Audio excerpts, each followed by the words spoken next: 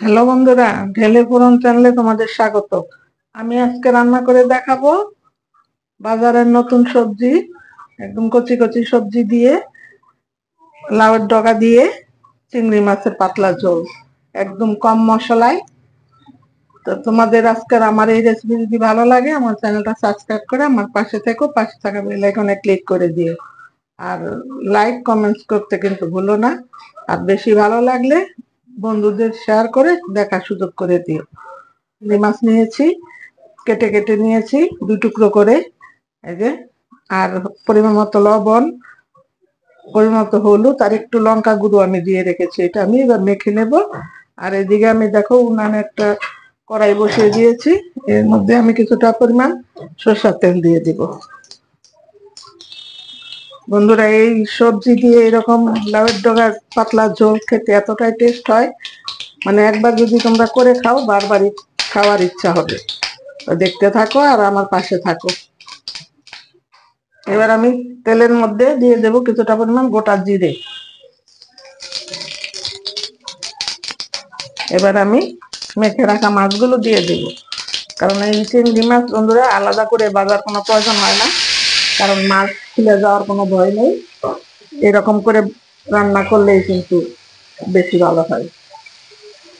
আর আমি এখানে দেখো এই যে চিংড়ি মাছের পা আর ওই মাথার কিছুটা অংশ আমি বেটে রসটা দিয়ে দিয়েছি, কারণ এই ফেলে না দিয়ে এগুলি বেটে এরকম করে রস দিয়ে দেবে, তাহলে দেখবে ঝোলটা খুব সুন্দর হয় আর খেতেও খুব ভালো হয়। আর এদিকে আমি কি কি সবজি নিয়েছি দেখাচ্ছি তোমাদের। এখানে আমি 2টা ছোট ছোট মূলো নিয়েছি, একটা আলু নিয়েছি, লাউয়ের ডগা আর কয়টা সিম নিয়ে আমি সব একসাথে কেটে দিয়ে রেখেছি। এবার আমি এই সবজিগুলো দিয়ে দিব।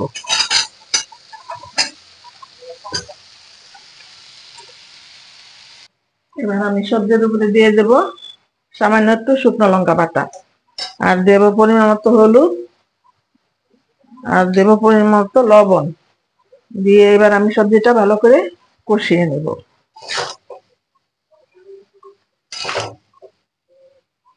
দিয়ে দেব 10-12টা কাঁচা লঙ্কা থেঁতো করে নিয়েছি, কারণ লঙ্কাগুলি খুব বেশি একটা ঝাল না, এই জন্য একটু বেশি করে আমি দিয়েছি। আমি দিয়ে দেব ছোট একটা পেঁয়াজের হাফ আর 1 চামচের মতো জিরে, গোটা জিরে আমি বেটে নিয়েছি। এটা দিয়ে কিছুক্ষণ আমি আবার কষিয়ে নেব, কারণ এই মশলাটা যদি না দাও এই ডোগার তরকারির টেস্টটাই কিন্তু আসবে না।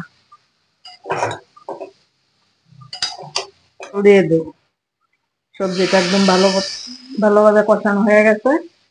এবার পরিমাণ মতো দিয়ে দেবো জল, আর একটু জল লাগবে, আর একটু জল দিয়ে দিচ্ছি। এবার বলক আসা পর্যন্ত আমি অপেক্ষা করব। দেব পাতা।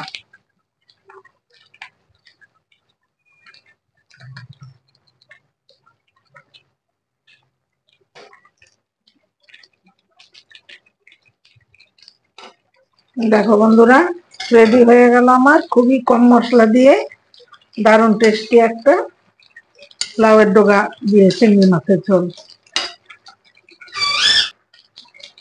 পুরানো বন্ধুদের আমার পাশে থাকার জন্য অনেক অনেক ধন্যবাদ জানাই। এইভাবেই আমার পাশে থাকবে। আর নতুন বন্ধু যদি আমার চ্যানেলে কেউ এসে থাকো, অনুরোধ রইল তোমাদের কাছে আমার চ্যানেলটা সাবস্ক্রাইব করে আমার পাশে থেকো, আর এরকম নিত্য নতুন রান্না দেখার সুযোগ আমি তোমাদের নামিয়ে তারপর দেখাচ্ছি কতটা লোভনীয় হয়েছে। দেখো বন্ধুরা কতটা লোভনীয় হয়েছে।